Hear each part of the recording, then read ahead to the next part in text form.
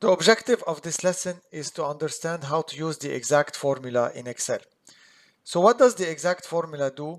Basically, it will check two texts and it will tell you whether it's an exact match or it's not exact match. If it's an exact match, you'll get true. If it's not an exact match, you'll get false.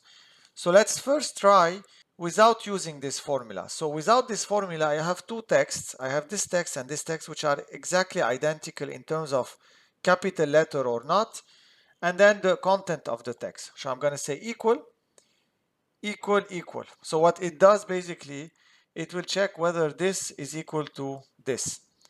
And obviously it is.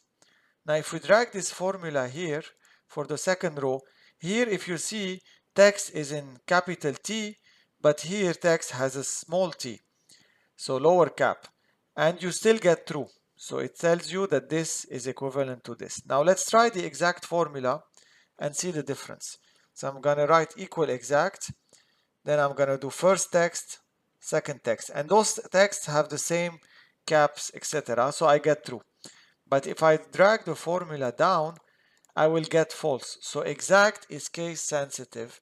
It is important to be used when you're checking two texts and you want to make sure that even the case is the same. Otherwise, you could use just the simple equal.